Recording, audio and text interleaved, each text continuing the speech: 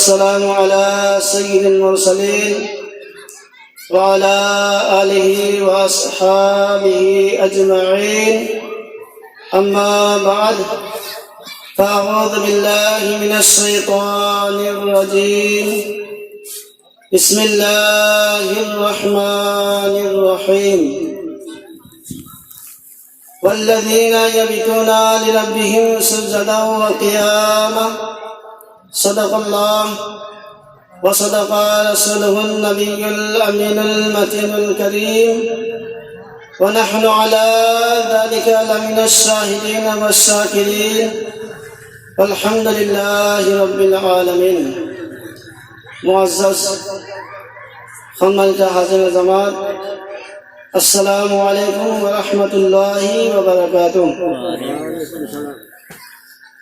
আল্লাহ সাল্লাল্লাহু আলাইহি শুকরিয়া। আল্লাহ পাক আমালোকক तमाम দুনিয়াৰ ভেজালৰ পৰা বচাই, तमाम দুনিয়াৰ মুশকিলাতৰ পৰা বচাই এই মেহফিলত বহিবৰ কাৰণে তৌফিক দান কৰিছে। আল্লাহ পাকৰ লাখ লাখ শুকৰিয়া। আল্লাহ পাক আমালোকক এনেকৈ জামাতৰ সৈতে 5 ওয়াক্ত নামাজ আৰু হুজুৰ সাল্লাল্লাহু আলাইহি ওয়াসাল্লামৰ মিলাদে মেহফিলত আৰু तमाम নেক কামত আমালোকক অংশ ল'বৰ কাৰণে তৌফিক দান কৰক। আল্লাহৰ লাখ লাখ শুকৰিয়া। এইখিনি টাইম আমালোকে तमाम গুনাহৰ পৰা বাচি এই মেহফিলত বহিছোঁ। আল্লাহ পাক আমালোকক এনেকৈ প্ৰত্যেক টাইম আল্লাহৰ নেক কামত কটাবৰ কাৰণে তৌফিক দান কৰক। সকলোক আমিন। আল্লাহ পাক আমালোকক সহি সালামতে ৰাখি এইখিনি টাইমলৈকে আল্লাহ পাক আমালোকক হিফাজত ৰাখিছে। গতিকে আল্লাহ পাক আমালোকক এনেকৈ হিফাজত কৰি আল্লাহৰ নেক নেক কামত অংশ ল'বৰ কাৰণে তৌফিক দান কৰক। গতিকে আমালোক সকলোৱে আল্লাহৰ শুকৰিয়া আদায় কৰক। সকলোকে আলহামদুলিল্লাহ। আল্লাহৰ লাখ লাখ শুকৰিয়া। আল্লাহ পাক কালামুল্লাহ শৰীফত ফৰমায়, ওয়াল্লাযীনা ইয়াবিতুনা লিৰাব্বিহিম সুজদান ওয়া কিয়ামা। সেই সকল ব্যক্তি ৰাতি কটাই দিয়ে সিজদা কৰি আৰু কিয়াম কৰি। আল্লাহ পাক ফৰমায়, ওয়াল্লাযীনা ইয়াবিতুনা লিৰাব্বিহিম সুজদান ওয়া কিয়ামা। যে কিছুমান এনেকুৱা ব্যক্তি আছে যে আল্লাহৰ নামত কি কৰে, তেওঁলোকে ৰাতি কটাই দিয়ে সিজদা কৰি কিয়াম কৰি। গতিকে আল্লাহ পাক যিসকল ব্যক্তি আল্লাহৰ ইবাদত কৰি কটাই দিয়ে সেই সকল ব্যক্তিৰ নিচিনাকৈ আমালোকক কটাবৰ কাৰণে তৌফিক দান কৰক। সকলোক আমিন। আল্লাহ পাক আমালোকক হায়াতে তৈয়বা যিমান দিন দান কৰে সিমান দিনলৈকে আমালোকে আল্লাহৰ ইবাদত কৰি থাকিব লাগিব আৰু ইবাদত কৰিব লাগিব। আল্লাহে যেতিয়া আমালোকৰ ৰূহ লৈ যাব তেতিয়া আমালোকৰ কি হ'ব, ইবাদত বন্ধ হৈ যাব। গতিকে আল্লাহ পাক যিমান দিনলৈকে আমালোকৰ হায়াতে তৈয়বা দান কৰে সিমান দিনলৈকে আল্লাহৰ নেক কাম কৰি আল্লাহৰ হুকুম ৰসুলৰ হুকুম আদায় কৰি আমালোকে চলিব লাগিব। হুজুৰ সৰকাৰে মদিনা আলাইহিছ সালাতু ওয়াসসালামৰ ছোৱালী খাতুনে জান্নাত হযৰত ফাতিমা তাহিৰা জাহিৰা ৰাদিয়াল্লাহু তাআলা আনহা, তেওঁ আল্লাহৰ ইবাদত কেনেকৈ কৰিছিল, তেওঁ আল্লাহক কেনেকৈ ইয়াদ কৰিছিল, তেওঁ আল্লাহক কেনেকৈ মানিছিল। হুজুৰ সৰকাৰে মদিনা আলাইহিছ সালাতু ওয়াসসালামৰ ছোৱালী হযৰত ফাতিমা, তেওঁ এনেকৈ ইবাদত কৰিছিল। হযৰত ইমাম হাসান, হযৰত ইমাম হুসেইন ৰাদিয়াল্লাহু তাআলা আনহুমা, তেওঁলোকক কি কৰিছিল, ৰাতি শুৱাই শুৱাই হযৰত আলীৰ খিদমত কৰি হযৰত ফাতিমা ৰাদিয়াল্লাহু তাআলা আনহা জাই নামাজ বিচাৰি দিছিল। জাই নামাজ বিচাৰি দি আল্লাহৰ কৰিছিল, ইবাদত কৰিছিল। এতিয়া আল্লাহৰ ইবাদত কৰে প্ৰথম তেওঁ কি কৰে, তাকবীৰ তাহৰীমা কৰি সূৰা ফাতিহা পঢ়ি সূৰা মিলাই যেতিয়া তেওঁ নেকি সিজদা কৰে, তেওঁ যেতিয়া প্ৰথম সিজদা কৰে সেই প্ৰথম সিজদা তেওঁৰ শেষ নহয়, ইফালে ৰাতি শেষ হৈ যায়। সুবহানাল্লাহ। হযৰত ফাতিমাৰ প্ৰথম সিজদা শেষ নহয় আৰু ৰাতি শেষ হৈ যায়, তেওঁ দ্বিতীয় সিজদা আদায় কৰি আল্লাহৰ ওচৰত ফৰিয়াদ কৰে, আয় আল্লাহ পাক, এই ঠাণ্ডাৰ দিনত আপুনি ইমান কি কৰিছে, ইমান ৰাতি খাতা বনাই দিছে, ইমান ৰাতি ছুটি বনাই দিছে যে মোৰ নিচিনা ফাতিমা দিল খুলি দুটা সিজদা আদায় কৰিব নোৱাৰো। আয় আল্লাহ পাক, আপুনি এনেকুৱা এটা ৰাতি বনাই দিয়ক, আয় আল্লাহ পাক, আপুনি এনেকুৱা এটা ৰাতি দীঘল কৰি দিয়ক যে মই ফাতিমা দিল খুলি দুটা সিজদা আদায় কৰোঁ, নমাজ আদায় কৰোঁ। সুবহানাল্লাহ। হয়তো ফাতিমা ৰাদিয়াল্লাহু তাআলা আনহা এনেকৈ ইবাদত কৰিছিল যে আমাৰ ঠাণ্ডাৰ দিনত ৰাতি দীঘল হয়, এই ঠাণ্ডাৰ দিনত ৰাতি দীঘল হয়, ইয়াতকৈ আৰু দীঘল ফাতিমাই কি কৰিছে, আল্লাহৰ ওচৰত ফৰিয়াদ কৰিছে, আল্লাহ পাক ইয়াতকৈ আৰু দীঘল ৰাতি আমাক দান কৰক, মোক দান কৰক যাতে মই কি কৰিব পাৰোঁ, আল্লাহৰ ইবাদত আদায় কৰিব পাৰোঁ, আল্লাহ আপোনাক মই বন্দী কৰিব পাৰোঁ। কিন্তু এতিয়া দেখা যায় আমালোকে যেতিয়া নেকি নমাজ আদায় কৰা হয়, সেই নমাজ আদায় কৰাৰ টাইমত আমি এনেকুৱা হিচাপত নমাজ পঢ়োঁ যে আমাৰ জানো কোনোবা আমাক ডেগা লৈ ৰখি আছে যে কোনো মাৰিব এতিয়া। কিন্তু ফাতিমাৰ সেইটো নাছিল, আল্লাহৰ ইবাদতো কৰিছিল। কিন্তু আমাৰ দুনিয়াৰ কামত, দুনিয়াৰ ভেজালত পৰি আমি কি কৰোঁ, নমাজটো জলদি শেষ কৰি আমি ঘৰলৈ আহি কি কৰোঁ, আৰামছে কথা পাতি থাকোঁ, বহি থাকোঁ, টিভিত ব্যস্ত হৈ থাকোঁ। গতিকে আল্লাহ পাক তেনেকুৱা আমালোকৰ কামৰ পৰা বচাই আল্লাহৰ নেক আৰু এক ইবাদত কৰিব কাৰণে তৌফিক দান কৰক। হুজুৰ চৰকাৰে মদিনা আলাইহিছ সালাতু ওয়াস সালাম তেওঁ কেনেকৈ ৰাতি ইবাদত কৰিছিল, তেওঁ কেনেকৈ ৰাতি আল্লাহক ইয়াদ কৰিছিল। হযৰতে আয়েশা সিদ্দিকা ৰাদিয়াল্লাহু তাআলা আনহা তেওঁৰ ওচৰত সাহাবী ৰাসূল আহি আৰজ কৰে, আয় উম্মুল মুমিনিন আয়েশা সিদ্দিকা ৰাদিয়াল্লাহু তাআলা আনহা, আপুনি মোক হুজুৰ মুহাম্মদুৰ ৰাসূলুল্লাহ সাল্লাল্লাহু তাআলা আলাইহি ওয়াসাল্লামৰ আচৰিত কথা এটা কৈ দিয়ক। এতিয়া হযৰতে উম্মুল মুমিনিন আয়েশা সিদ্দিকা ৰাদিয়াল্লাহু তাআলা আনহা তেওঁ ক'লে, প্ৰিয়াৰী সাহাবী, শুনা, হুজুৰ মুহাম্মদুৰ ৰাসূলুল্লাহ সাল্লাল্লাহু তাআলা আলাইহি ওয়াসাল্লামৰ প্ৰত্যেকটো বস্তুৱে আচৰিত হয়, প্ৰত্যেকটো বস্তুৱে আচৰিত হয়। তাৰে ভিতৰত মই এটা তোমাক শুনাই দিওঁ, তুমি শুনা। এদিনাখন হুজুৰ মুহাম্মদুৰ ৰাসূলুল্লাহ সাল্লাল্লাহু তাআলা আলাইহি ওয়াসাল্লাম তেওঁ সফৰৰ পৰা আহি মোৰ হুজুৰা মুবাৰকত সোমাইছে, মোৰ ৰুমত সোমাই কেনে তেওঁ কি কৰিছে, অলপ আৰাম কৰিছে। আৰাম কৰি কেনে তেওঁ কৈছে, আয়েশা, মই এতিয়া নমাজ আদায় কৰিম। মই এতিয়া নমাজ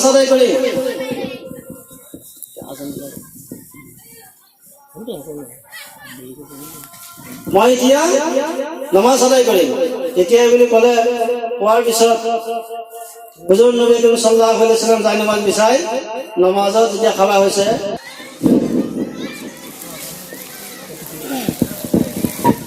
আল্লাহুম্মা সাল্লি আলা সাইয়্যিদিনা শাফিয়ানা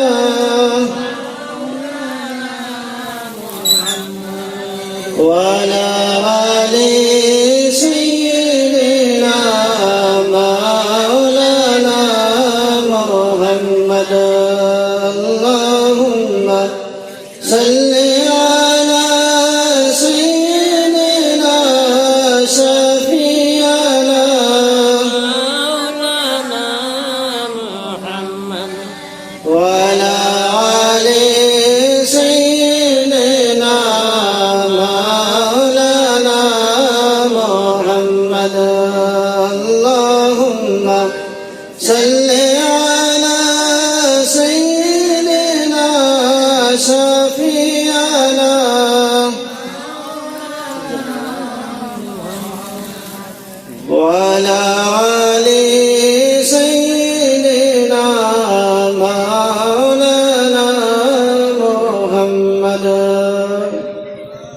যেতিয়া নেকি হযরত আয়েশা সিদ্দিকা রাদিয়াল্লাহু তাআলা আনহা এইটো কথা সুধিলে যে আজি আচৰিত এটা কথা শুনাই দিয়ক, সেই সময়ত তেওঁ ক'লে, হুজুৰ নবী কৰীম সাল্লাল্লাহু আলাইহি ওয়াসাল্লাম যাই নমাজ বিচাই, এতিয়া তেওঁ কেৰাত কৰি আছে।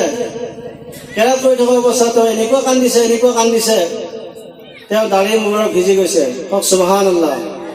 তেওঁ দাঢ়ি মোবাৰক ভিজি গৈছে। এতিয়া দাঢ়ি মোবাৰক ভিজি গৈছে, ভিজি যোৱাৰ পিছত নমাজ তেওঁ শেষ কৰিলে।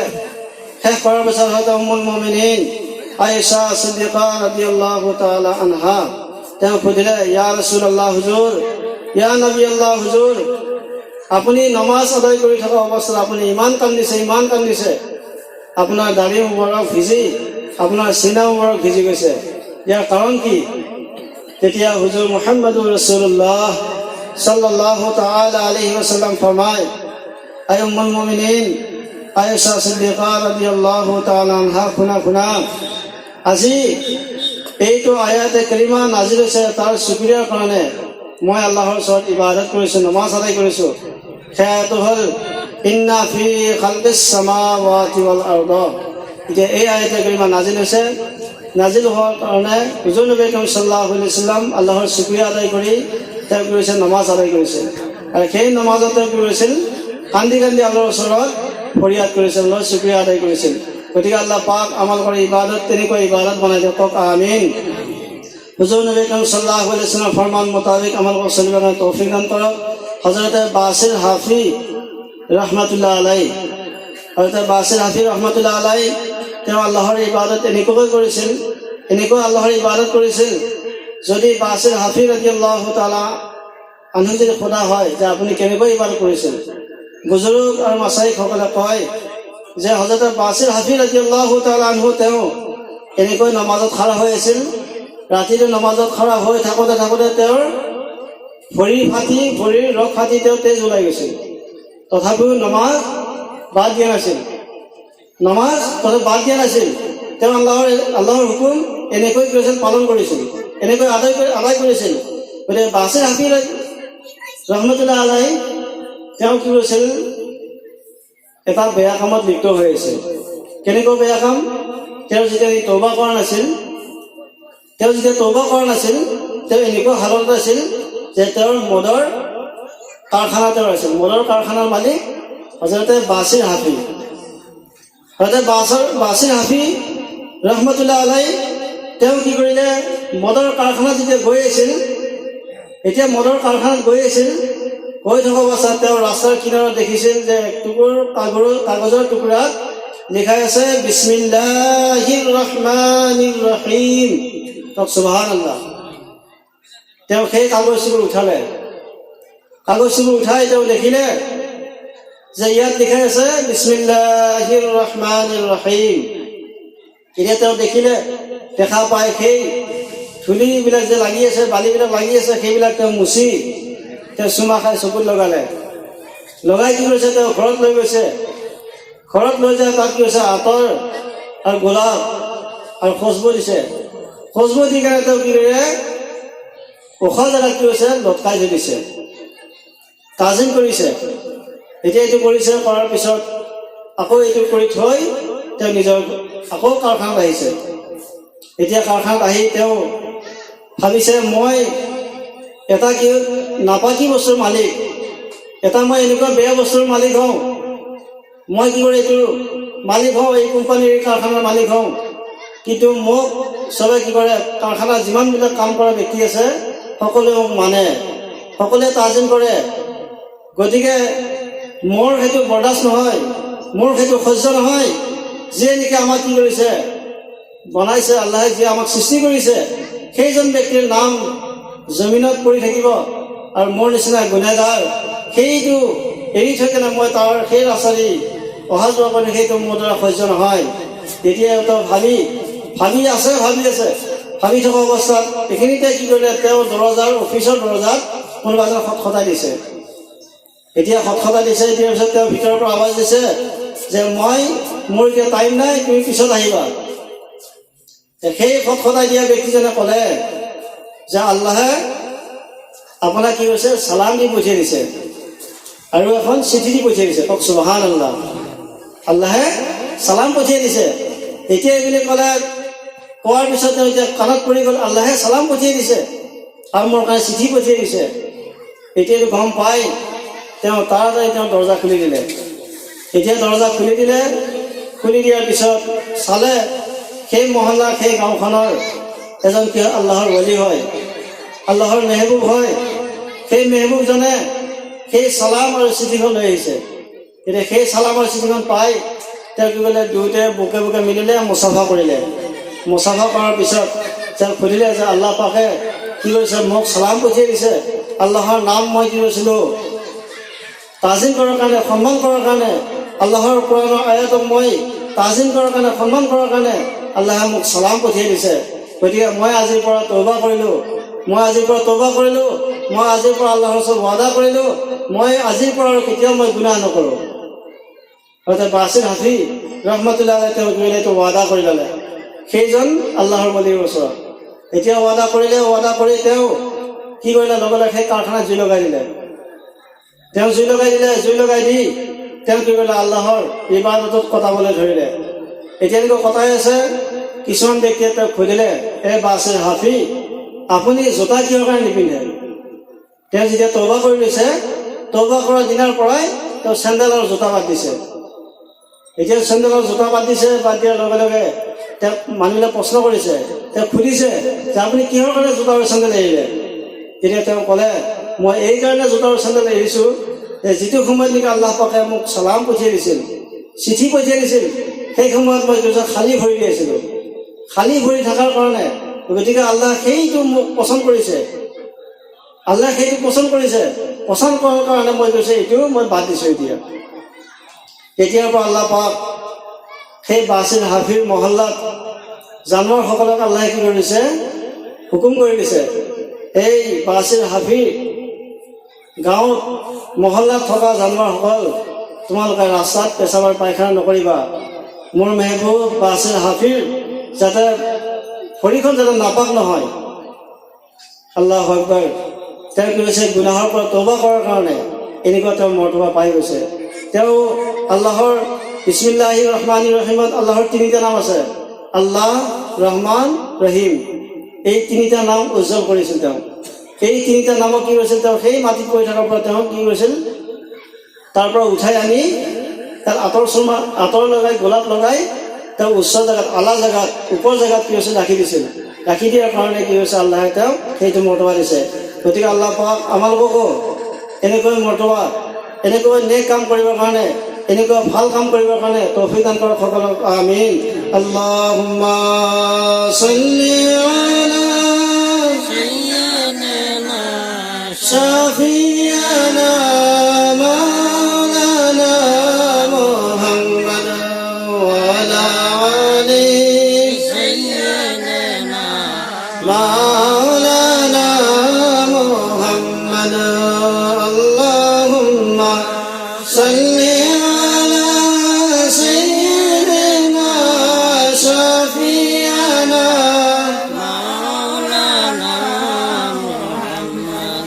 وعلى آل سيدنا مولانا محمد. اللهم صل على سيدنا شفيعنا مولانا محمد وعلى آل سيدنا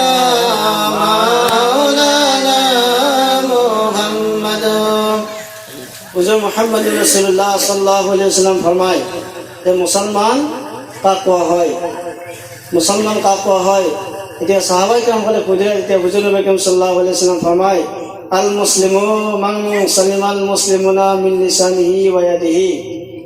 হুজুর নবী কৰীম সাল্লাল্লাহু আলাইহি ওয়াসাল্লাম ফৰমায়, মুসলমান এইজন ব্যক্তিকে কোৱা হয় যিজন ব্যক্তি নেকি জবান আৰু হাত সালামত হৈ আছে। সুবহানাল্লাহ।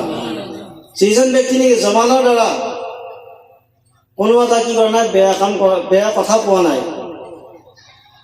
জবানৰ দ্বাৰা, মুখৰ দ্বাৰা কোনো এটা বেয়া কথা কোৱা নাই, সেইজন ব্যক্তিৰ নাম মুছলমান। আৰু মুছলমান এজন ব্যক্তিৰ নাম হয় যিজন ব্যক্তিৰ হাত সালামত হৈ আছে, হাতৰ দ্বাৰা বেয়া কামৰ পৰা হাতক কি কৰিছে, বচাই ৰাখিছে, সেইজন ব্যক্তিৰ নাম হ'ল মুছলমান। গতিকে প্ৰিয় মুছলমান, আমাৰ হাতৰ দ্বাৰা, জবানৰ দ্বাৰা কিমান বেয়া কৰ্ম হৈ গৈছে সেইটো একমাত্ৰ আমি জানো আৰু আল্লাহে জানে। গতিকে আল্লাহ পাক আমালোকৰ যিবিলাক হাতৰ দ্বাৰা আৰু জবানৰ দ্বাৰা বেয়া কাম হৈ আছে, গতিকে আল্লাহ পাক সেইটোৰ পৰা আমালোকক হিফাজত কৰিবলৈ তৌফিক দান কৰক। হুজুৰ নবী কৰীম সাল্লাল্লাহু আলাইহি ওয়াসাল্লামৰ সুন্নতে মুতাহাৰৰ ওপৰত আমল কৰি চলিবৰ কাৰণে তৌফিক দান কৰক। যেতিয়া আপুনি নেক কাম কৰে তেনেহ'লে এনেকুৱা ফাইদা আছে সেই ফায়দা আপুনি আন্দাজা কৰিব নোৱাৰিব। নেক কামত এনেকুৱা ফায়দা, আমি এতিয়া আল্লাহক কি হৈছে পাহৰি গৈছোঁ, ৰচুলক কি হৈছে পাহৰি গৈছোঁ। এতিয়া আমাৰ ঘৰত কোৰাণ শৰীফ থোৱাই আছে, সেই কোৰাণ শৰীফত কিমান মাকাৰজাল পৰি ধূলি মাকতি পৰি তাত আছে, সেই কোৰাণেহে জানে, আমাৰ চাবৰ খবৰ নাই। কিন্তু আমাৰ যেতিয়া টিভিৰ গ্লাছখন যেতিয়া আমাৰ কিবা অলপ ধূলি বালি পৰি যায়, আমি ডেইলি কিবা তাক চাফা কৰোঁ। কিন্তু কোৰাণ শৰীফখন য'ত থোৱাই আছে, যি জেগাত ৰাখাই আছে কোৰাণ শৰীফখন, তাত কেনেকুৱা অৱস্থাত আছে যদি আপুনি একবাৰ চাই তেতিয়া গম পাই যাব কিমান ধূলি মাকতি পৰি আছে। গতিকে আল্লাহ পাক আমাৰ কোৰাণ হিফাজত কৰিবলৈ তৌফিক দান কৰক। আমি যদি এনেকুৱা কোৰাণ যদি তেলাৱাত কৰাৰ পৰা দূৰ হৈ থাকিম, নমাজ ৰোজা কৰাৰ পৰা যদি দূৰ হৈ থাকিম, তেতিয়া আমাৰ কি হ'ব, গুনাহ এনেকুৱা হৈ যাব, গুনাহত পৰি আমি ডুবি মৰি যাব লাগিব।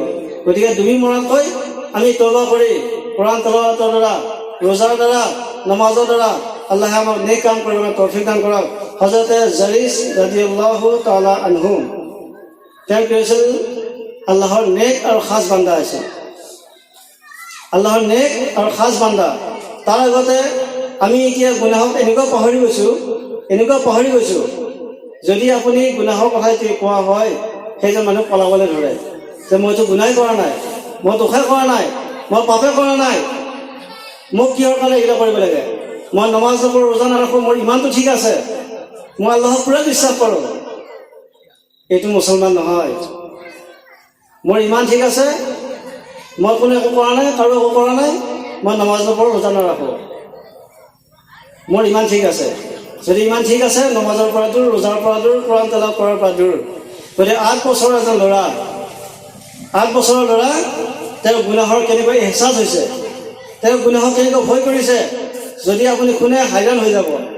8 বছৰৰ ল'ৰাজনে কি কৰিছে, নিজৰ মায়ে যেতিয়া ভাত বনায়, এতিয়া নিজৰ মায়ে ভাত বনায়, সেই ভাত বনোৱা টাইমত জুই কেনেকৈ ধৰে সেইটো চাই আছে, ডেইলি চাই থাকে, সদায় চাই থাকে যে মায়ে ভাত বনাওঁতে প্ৰথমে কি জুই জ্বলায়, এতিয়া জুই জ্বলায়, তেতিয়া সেই জুইত প্ৰথমে কি কৰে, ডাঙৰ ডাঙৰ খৰিবিলাক দিয়ে, এতিয়া ডাঙৰ ডাঙৰ খৰিবিলাক দিয়ে, তাৰপিছত কি কৰে, জুই নুঠে, এতিয়া জুই নুঠে, তাৰপিছত মায়ে কি কৰে, সৰু সৰু খৰিবিলাক আকৌ দিয়ে, দিয়াৰ লগে লগে কি হৈ যায়, জুইকুৰা উঠি যায়। এতিয়া জুই উঠে, সেই 8 বছৰৰ ল'ৰাজনৰ এইটো প্ৰশ্ন হৈ গ'ল যে ডাঙৰ ডাঙৰ খৰিবিলাক মায়ে দিয়ে, তাত জুই নজ্বলে, কিন্তু সৰু সৰু যেতিয়া খৰিবিলাক দিয়ে তেতিয়া সোনকালে জুইকুৰা উঠে, ইয়াৰ কাৰণ কি? এই প্ৰশ্ন হৈ আছে তেওঁৰ সেই 8 বছৰৰ ল'ৰাৰ দিমাগত, জ্ঞানত এই প্ৰশ্ন হৈ আছে, উত্তৰ পোৱা নাই। এতিয়া উত্তৰ পোৱা নাই, তেওঁ কৈছে মা বাবা তেওঁ শুই আছে ৰাতি, এতিয়া শুই থকা অৱস্থাত তেওঁ ৰাতি ওলাই গৈছে পথাৰৰ মাজত। এতিয়া পথাৰৰ মাজত ওলাই গৈ তেওঁ কৈছে আল্লাহৰ ওচৰত সিজদা কৰিছে, সুবহান ৰাব্বিল আ'লা, সুবহান ৰাব্বিল আ'লা, সুবহান ৰাব্বিল আ'লা, এই সিজদাত তজি পঢ়ি আছে, পঢ়ি তেওঁ কান্দি আছে, আই আল্লাহ পাক মোৰ গুনাহ মাফ কৰি দিয়ক, আই আল্লাহ পাক মোৰ গুনাহ মাফ কৰি দিয়ক। এতিয়া এই যেনেকুৱা যেতিয়া কান্দি আছে, এজন সেই মহল্লাৰ চুফি এজনে তেওঁ কি কৈছে, তাহাজুদৰ কাৰণে উঠিছে, এই তাহাজুদ নামাজ পঢ়িবৰ কাৰণে উঠি খুন্দে কোনোবা এজন ব্যক্তিয়ে কান্দি আছে, এই কান্দাৰ আৱাজটো ক'ৰ পৰা আহি আছে, সেই চুফিজনে কি কৰিলে, বিচাৰি গৈ পালে যে পথাৰৰ মাজৰ পৰা এটা আৱাজ আহি আছে কান্দাৰ। এতিয়া সেই কান্দাৰ আৱাজটো আহি আছে, আহি থকা অৱস্থাত সেই ল'ৰাজনৰ ওচৰত গৈ কেনে সেই ল'ৰাজনক কি কৰিলে, তেওঁ কোলাত ল'লে। এতিয়া কোলাত লৈছে, সেই ল'ৰাজনে উত্তৰ দিছে কি, কোন এজন জালিম, এই জালিমজনে মোৰ ইবাদতত কি কৰিছে, খালাল পয়দা কৰিছে, এই জালিমজনে মোৰ ইবাদত নষ্ট কৰিব আহিছে, এই জালিমজনে মোৰ ইবাদত বন্ধ কৰিব আহিছে, কোন এজন ব্যক্তি? এতিয়াই বুলি ক'লে, কোৱাৰ পিছত সেইজন ব্যক্তিয়ে ক'লে, মই তোমাৰ মহল্লাৰে এজন ব্যক্তি হওঁ, মই তোমাৰ কান্দাৰ আৱাজ শুনি মই তোমাৰ ওচৰত আহিছোঁ, তুমি ইমান সৰু ল'ৰা, 8 বছৰৰ ল'ৰা হয়, তুমি কিহৰ কাৰণে এই পথাৰৰ মাজত কান্দি আছে, তোমাৰ কি হৈ গৈছে, কিহৰ দুখত তুমি কান্দি আছা, মই সেইটো জানিবৰ কাৰণে মই কি কৰিছোঁ, তোমাৰ ওচৰত আহিছোঁ। এতিয়াই বুলি ক'লে, কোৱাৰ পিছত সেই ল'ৰাজনে উত্তৰ দিছে, এই বুজুৰ্গ, এই চুফি, শুনা, মোৰ কেনেকৈ গুনাহৰ এহছাছ হৈছে, মোৰ কেনেকৈ গুনাহৰ ভাৱ হৈছে, শুনক, মই কৈ দি আছোঁ, শুনক। এতিয়াই বুলি ক'লে, কোৱা, চুফি চাহেবে কৈছে, কোৱা, তুমি দেৰি নকৰিবা, জলদি কোৱা যে আল্লাহ পাকৰ নাফৰমান কৰি ফেৰাউনে গুজৰি গৈছে, আল্লাহ পাকৰ নাফৰমান কৰি আবু লাহাবে গুজৰি গৈছে। আল্লাহৰ ৰছুলৰ নাফৰমান কৰি আবু লাহাব, হাৰুন ৰছিদ এইসকল ব্যক্তি গুজৰি গৈছে। এইসকল ব্যক্তি ডাঙৰ ডাঙৰ কাফিৰ হয়, ইহুদী নাছাৰা হয়।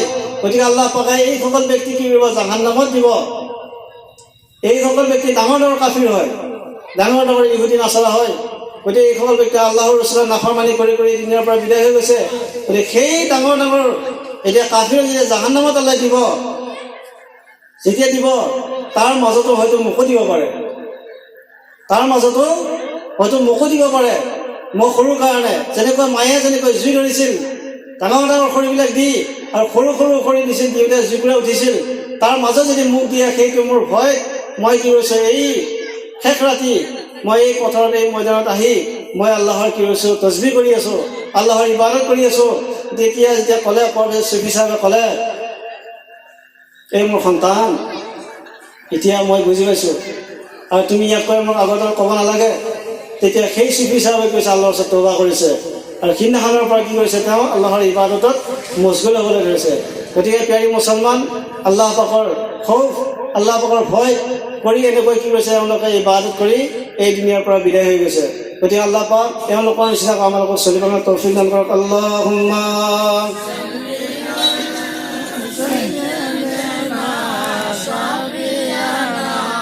মাওলানা মুহাম্মদ ওয়া আলা আলি সাইয়্যিদিনা মাওলানা মুহাম্মদ।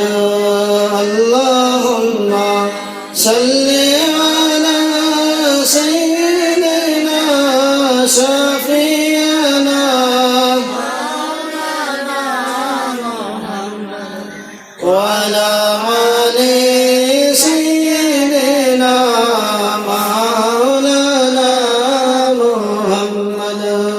আল্লাহুম্মা সাল্লি আলা সাইয়্যিদিনা শাফিয়ানা মাওলানা মুহাম্মদ ওয়া আলা আলি সাইয়্যিদিনা মাওলানা মুহাম্মদ। হযরত জালিস রাদিয়াল্লাহু তাআলা আনহু তেওঁ কি হৈছিল, মুত্তাকি পৰহেজগাৰ আছিল। আল্লাহৰ ইবাদত তেওঁ দুনিয়াৰ পৰা ফালেৰে কাটি, দুনিয়াৰ মানুহৰ মিলজুলৰ পৰা ফালেৰে কাটি তেওঁ কি কৰিছে, তাৰ ঘৰ বনাই এটা ৰুমত আল্লাহৰ ইবাদতত মছগুল হৈ থাকে, আল্লাহৰ ইবাদত কৰি থাকে। সেই ইবাদত কৰি থাকোঁতে তাৰ কি হৈছে, কিছুমান ব্যক্তিসকলে তেওঁ কি কৰিছে, দুশ্মনী কৰি যে এই জলিজৰ ঘৰটো কেনেকৈ ভাঙি দিব পাৰোঁ, এই জলিজক বদনামী কেনেকৈ কৰিব পাৰোঁ, এইটো চিন্তা কৰিলে।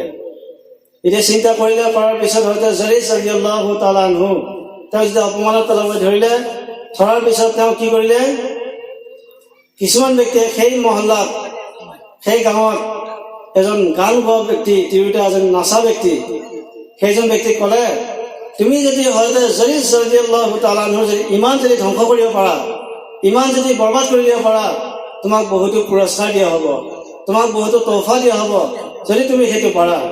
তেতিয়া সেই মহিলাজনীয়ে ক'লে, এইটোতো মোৰ বাওঁ হাতৰ খেলা হয়, এইটো মোৰ বাওঁ হাতৰ খেলা হয়, গতিকে এইটো মই গোটেই সহজ, মই পাৰিম।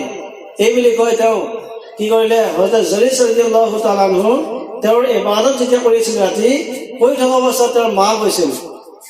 মা গৈ কেনে তেওঁ কি কৰিছিল, দৰ্জা খটখটাই দিছে, আৱাজ দিছে, জালিস, এই জালিস। এতিয়া হযৰত জালিস ৰাদিয়াল্লাহু তাআলা তেওঁ ইবাদত যেতিয়া কৰি আছে, ইবাদত কৰি থাকোঁতে তেওঁ এতিয়া কি কৰিছে, একফালে ভাবিছে এতিয়া মই নমাজত আছোঁ আৰু একফালে মোৰ মায়ে আৱাজ দি আছে, ইয়া আল্লাহ পাক, মই এতিয়া কি কৰিম, না মই নমাজ পঢ়ি থাকিম, না মই মোৰ মাক আৱাজ দিম, মাত দিম, এতিয়া মই কোনটো কৰিম। এই বুলি ভাবি তেওঁ কি কৰিলে, আৱাজ নিদিলে। এতিয়া আৱাজ নিদিলে তেওঁৰ মা নমাজ শেষ কৰিলে।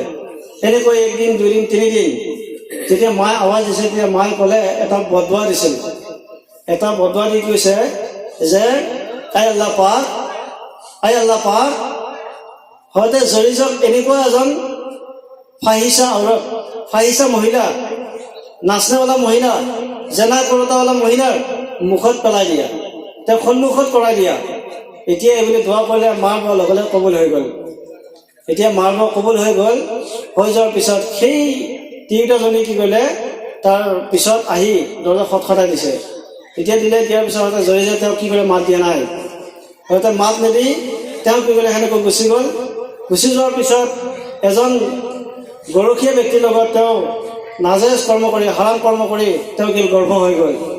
এতিয়া গৰ্ভ হৈছে, গৰ্ভ হৈ যোৱাৰ পিছত তেওঁ এতিয়া প্ৰচাৰ কৰি ফুৰিছে যে মোৰ তাত যিটো গৰ্ভ হৈছে, যিটো সন্তান হ'ব সেইটো হয়তো জৰিজৰ দ্বাৰা হৈছে, হয়তো জৰিজৰ দ্বাৰা হৈছে। এইটো প্ৰচাৰ কৰি ফুৰি আছে। এতিয়া প্ৰচাৰ কৰি থকা অৱস্থাত এতিয়া গাঁৱত কি হৈ গ'ল, এটা বিশৃংখলাৰ সৃষ্টি হৈ গ'ল। হয়তো জৰিজ আল্লাহৰ ইবাদত কৰে, বন্দেগী কৰে, মুত্তাকি পৰহেজগাৰ হয়, তেওঁ এনেকুৱা কাম কিয় কৰিব? এইবুলি যেতিয়া হাল্লা চিল্লা হৈ যোৱাৰ পিছত এইটো কথা যায় ৰাজাৰ ওচৰত গ'ল। ৰাজাই এইটো ফাইচলা কৰি দিব লাগিব, জৰিজে কিয় এনেকুৱা কৰিলে, কিহৰ কাৰণে এনেকুৱা কৰিলে? তেওঁ মুত্তাকি পৰহেজগাৰ বুলি দাবী কৰে, আল্লাহৰ ইবাদত কৰে বুলি তেওঁ দাবী কৰে। কৰাৰ পিছত এনেকুৱা এটা জেনাহত তেওঁ লিপ্ত কিয় হৈছে? এতিয়া এইটো বিচাৰ ৰাজা তাত গ'ল। যোৱাৰ পিছত ৰাজাই ফাইচলা এতিয়া কৰিবলৈ ধৰিলে। তাৰপিছত হয়তো জৰিজে ক'লে, সেই তিৰোতাজনী একফালে খাৰা কৰিছে আৰু হয়তো জৰিজ ৰাদিয়াল্লাহু তাআলা আনহু একফালে খাৰা কৰিছে। ৰাজাৰ ফাইচলা হয়তো জৰিজে কৈছে, যদি তুমি আজি মিছা কথা কোৱা তেনেহ'লে ইয়াতে পিচ কৰা হ'ব, তোমাক দুই টুকুৰা কৰি দিয়া হ'ব। তুমি সঁচা কথা কোৱা, সঁচা কথা ক'লে তোমাৰ কি বিপদ নাহে, তুমি সঁচা কথা কোৱা, যদি কৰিছা কওক। হয়তো জৰিজ ৰাদিয়াল্লাহু তাআলা আনহু তেওঁ কৈছে, মইতো এইটো কৰা নাই, এইটো বেলেগৰ দ্বাৰা হৈছে, মোৰ প্ৰতি এইটো বদনাম কি হৈছে কৰি দিছে, এই বুলি কোৱাত এতিয়া নামানে। তাৰপিছত তেওঁ হয়তো জৰিজ ৰাদিয়াল্লাহু তাআলা আনহু তেওঁ ক'লে, ঠিক আছে সেই তিৰোতাজনীকে ক'বলৈ দিয়ক। তিৰোতাজনীয়ে কি কৈছে, মিছা কথা কৈ আছে, বাৰ কৈছে এওঁৰ লগতে হৈছে। এতিয়া হয়তো জৰিজ ৰাদিয়াল্লাহু তাআলা আনহু তেওঁ আহি কেনে তেওঁ সেই পেটত গৰ্ভত কি কৈছে, হাতখন ৰাখি দি কৈছে, এই সন্তান, ভিতৰত যিটো সন্তান আছে, সন্তান তুমি কৈ দিয়া তোমাৰ আব্বা কোন, তুমি কাৰ দ্বাৰা হৈছা, তুমি কৈ দিয়া। এইবুলি কোৱাৰ লগে ভিতৰৰ পৰা আৱাজ আহিছে, মই অমুকজন গৰু ৰখীয়া ছাগল ৰখীয়া ব্যক্তিৰ দ্বাৰা হৈছো, এইটো জৰিজৰ সন্তান নহয়, আপুনি মোৰ আব্বা নহয়। এতিয়া এইবুলি কোৱাৰ পিছত সেইটো ফাইচলা হৈ গ'ল ৰাজাৰ ওচৰত। পেটৰ ভিতৰৰ সন্তানে কৈছে, মই জৰিজৰ পৰা হোৱা নাই, মই অমুকজন গৰু ৰখীয়াৰ পৰা হৈছো, অমুকজন ছাগল চৰিয়াৰ পৰা হৈছো মই। এতিয়া এইবুলি কোৱাৰ পিছত সেই সময়ত ফাইচলা হৈ গ'ল। হযৰত জৰিজ ৰাদিয়াল্লাহু তাআলা আনহু বাচি গ'ল। আৰু যিটো নেকি পাব্লিকে তেওঁ সেই ঘৰটো ইবাদত কৰা ঘৰটো ভাঙি দিছিল, ৰাজাই সেইটো হীৰাৰে কি হৈছে বনাই দিছে। কওক সুবহানাল্লাহ। ৰাজাই হীৰাৰ দ্বাৰা বনাই দিছে সেইটো, আৰু বনাই দি হয়তো জৰিজক যিমানখিনি সুবিধা লাগে চবখিনি সুবিধা দিছে। গতিকে প্ৰিয় মুছলমান, ইয়াৰ পৰা বহুতো কথা গম পোৱা যায়। এতিয়া মা বাবাৰ যদি আমি কিয় নাফৰমান কৰোঁ, মা বাবাৰ নাফৰমান কৰিলে আমালোকৰ এনেকুৱা শাস্তি হয়, গতিকে যোনে মা বাবা কি কৰিব, খেদমত নকৰিব, ডাঙৰকৈ ক'ব, সেইজন ব্যক্তিৰ কেতিয়াও আল্লাহৰ নাফৰমান কৰা হ'ব। যদি আল্লাহৰ নাফৰমান কৰা হয় তেতিয়া সেইজন ব্যক্তিৰ ভালাই কেতিয়া নহ'ব। আৰু যদি আমি মা বাবাৰ কথা মতে চলিলে আমাৰ কি হ'ব, ভাল হ'ব। আমাৰ কি হ'ব, আখিৰাতো ভাল হ'ব, দুনিয়াটো ভাল হ'ব। গতিকে আল্লাহ পাক আমালোকৰ মা বাবাৰ খেদমত আৰু মা বাবাৰ কথা শুনি চলিবৰ কাৰণে আমালোকক তৌফিক দান কৰক। আৰু যদি আমি সহি চালামত যদি ইবাদত কৰিম, সেই ইবাদত কৰি থাকোঁতে কি হ'ব, কিছুমান মুচিবত আহিব, সেইবিলাক মুচিবত কেৱল সহ্য কৰিব লাগিব। গতিকে আল্লাহ পাক আমালোকক সেইবিলাক মুচিবত সহ্য কৰি হাৰাম আৰু হালাল বাছি চাই আমালোকক চিধা ৰাস্তাত চলিবৰ কাৰণে তৌফিক দান কৰক। গতিকে আল্লাহ পাক আমালোকক নেক আৰু আমল কৰিবৰ কাৰণে, আল্লাহৰ নেক কাম কৰিবৰ কাৰণে হুজুৰ মুহাম্মদুৰ ৰাসূলুল্লাহ সাল্লাল্লাহু তাআলা আলাইহি ওয়াসাল্লামৰ উসওয়াতুন হাসানা মুতাবিক চলিবৰ কাৰণে তৌফিক দান কৰক। আল্লাহুম্মা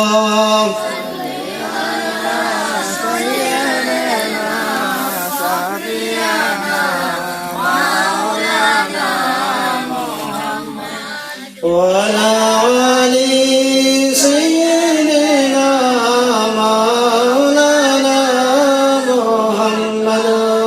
قال الله تبارك وتعالى في كلامه المجيد وفي الفرقان الحميد في شان حبيبه ونبيه محمد صلى الله تعالى عليه وسلم. أعوذ بالله من الشيطان الرجيم. بسم الله الرحمن الرحيم. قد جاءكم من الله نور وكتاب مبين. صلى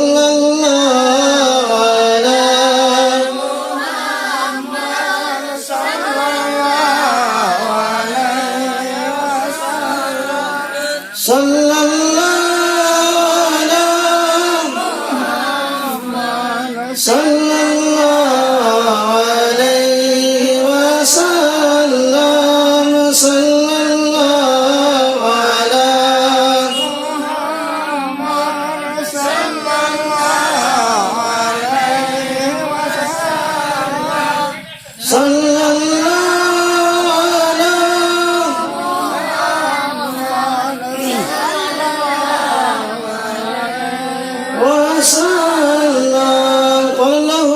وتعالى في كلامه المزين وفي الفرقان الحميد في شان حبيبه ونبيه محمد صلى الله تعالى عليه وسلم أعوذ بالله من الشيطان الرجيم بسم الله الرحمن الرحيم عسى أن يبعثك ربك مقاما محمودا صلى الله على محمد صلى الله عليه وسلم صلى الله على محمد صلى الله عليه وسلم صلى الله على محمد صلى الله عليه وسلم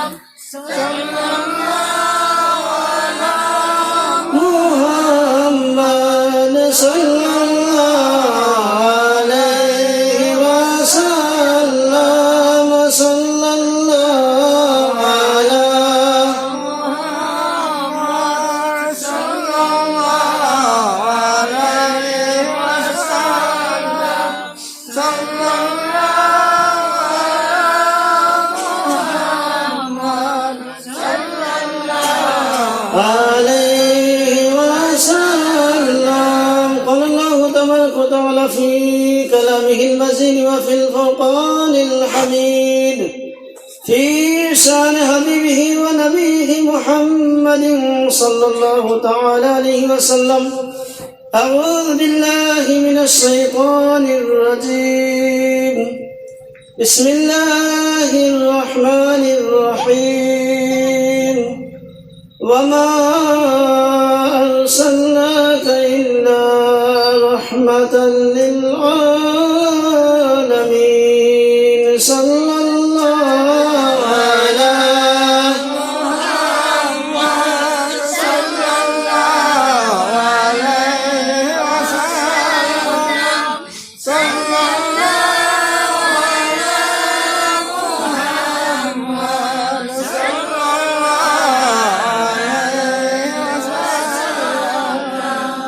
আল্লাহ পাক আমালোক সকলোকে জামাতৰ সৈতে আকীদাত আৰু মুহাব্বতৰ সৈতে নামাজৰ পাবন্দী কৰিবলৈ তৌফিক দান কৰক সকলোকে আমিন আমালোকে নামাজৰ টাইমত আজানৰ টাইমত আমি এনেকুৱা হৈ ঘূৰি ফুৰো যে আমি বেহুচি হালতত আছোঁ এতিয়া আজান দিয়ে আৰু যেতিয়া জামাত চলি থাকে সেই সময়ত আমি এনেকুৱা হিচাপত চলি থাকোঁ যে আমি বেহুচি অৱস্থাত আছোঁ গতিকে সেই বেহুচি অৱস্থাত যেতিয়া আপুনি ভাবি বা ধৰি বা জানি শুনি লৈ তেনেকুৱা হৈ ফুৰি আছে সেইটো বাদ দি আপুনি আজানৰ যেতিয়া মাত শুনিব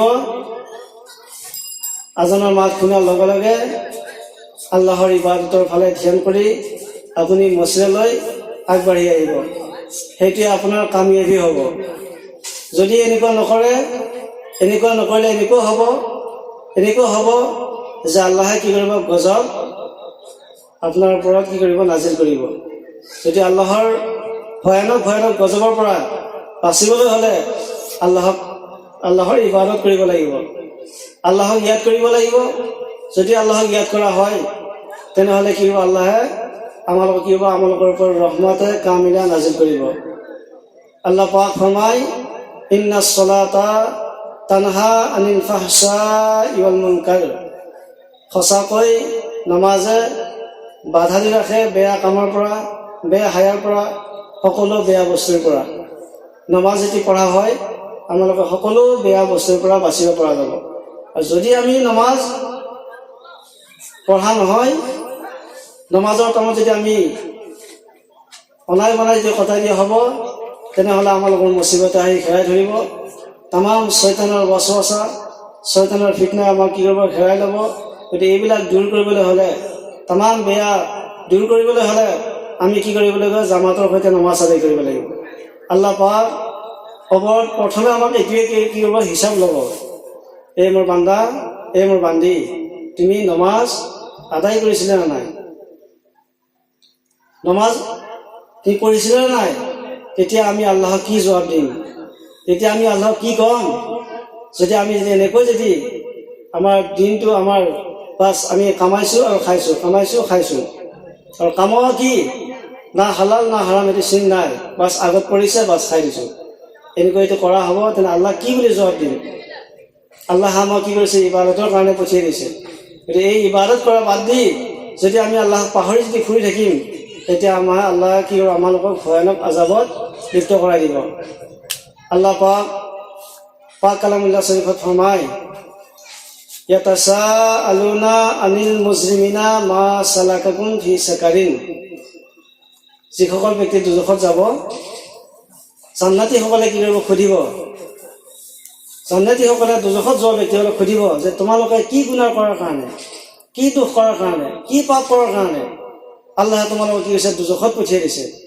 কি এনেকুৱা গুনাহ কৰিছিলে, কি এনেকুৱা কৰ্ম কৰিছিলে দুনিয়াত থকা অৱস্থাত? আল্লাহেতো একমাত্ৰ পঠিয়াই দিছিল, ওমা খালাকতুল জিন্না ওয়াল ইনসা ইল্লা লিয়াবুদুন, জিন আৰু ইনসানক একমাত্ৰ ইবাদত কৰিবৰ কাৰণে পঠিয়াই দিছিল। কিন্তু আপুনি কি এনেকুৱা কৰ্ম কৰিলে, কি এনেকুৱা কাম কৰিছিলে? এতিয়া দুজখীসকলে ক'ব, ক্বালু লাম নাকু মিনাল মুছল্লিন ওয়ালাম নাকু নুতইমুল মিসকিন। এই আহলে জান্নাত, এই জান্নাতৰ পৰিয়ালসকল, শুনা আমালোকে কি কৈছিলে যে দুনিয়াত যেতিয়া আহিছিলোঁ আল্লাহে ইবাদত কৰিব দিছিল হয়, কিন্তু আমি নমাজ পঢ়া নাছিলোঁ, আল্লাহৰ ইবাদত কৰা নাছিলোঁ, আৰু আমালোকৰ যেতিয়া গৰীব মিস্কিন আহিছিল সেইসকল ব্যক্তি খানা খোৱা নাছিলোঁ। গতিকে প্যাৰী মুছলমান, যদি আমি মিস্কিনসকলক, গৰীবসকলক খানা খোৱা নহয়, নমাজ যদি জামাতৰ সৈতে আদায় কৰা নহয়, বা অকলে পঢ়া নহয়, তেতিয়া আমাৰ কিয় ভয়ানক আজাব হ'ব। গতিকে আল্লাহ পাক আমালোকৰ নমাজৰ পাবন্দী কৰিবৰ কাৰণে তৌফিক দান কৰক। মছজিদত আজান হয়, নমাজি নাই। আল্লাহৰ বান্দা ক'ত কি কামত ব্যস্ত হৈ থাকে আল্লাহে জানে। ক'ৰবাত থাকিব টিভিৰ পৰা, ক'ৰবাত থাকিব মোবাইল টিভি, আৰু ক'ৰবাত থাকিব চকত, ক'ত থাকে আল্লাহৰ বান্দা আল্লাহে জানে। তেওঁৰ হুচ আৰু জ্ঞান এতিয়ালৈকে অহা নাই। এতিয়া মুৱাজ্জিনে আজান দি আছে, এতিয়া অমুক টাইমত নমাজৰ জামাত হৈ আছে, এইটো তেওঁৰ জ্ঞান অহা নাই, হুচ অহা নাই। গতিকে আল্লাহ পাক এইটো জ্ঞান আৰু হুচ আহিব কাৰণে তৌফিক দান সকলোক আমিন। আল্লাহুম্মা সাল্লি আলা সাইয়্যিদিনা শাফি'ানা মাওলানা মুহাম্মদ ওয়া আলা আলি সাইয়্যিদিনা মাওলানা মুহাম্মদ। আল্লাহুম্মা সাল্লি আলা সাইয়্যিদিনা শাফি'ানা মাওলানা মুহাম্মদ ওয়া আলা আলি সাইয়্যিদিনা মাওলানা মুহাম্মদ। আল্লাহ পাক লাখ লাখ শুক্রিয়া, আমালোকক এই কাৰণে নেক হৈ আল্লাহৰ ইবাদত কৰিবলৈ তৌফিক দান কৰক। গতিকে এইখিনি কৈ মই সামৰি মাৰিছোঁ। যদি ইয়াত যদি কিবা ভুল হৈছে আল্লাহ আৰু ৰছুলে মাফ কৰি দিয়ে, আৰু তাৰ লগত আপোনালোকে যেন মাফ কৰি দিয়ে। এইখিনি মই সামৰি মাৰিছোঁ। আখিৰ দাৱানা আনিল হামদুলিল্লাহি ৰাব্বিল আলামিন। সাল্লাল্লাহু আলা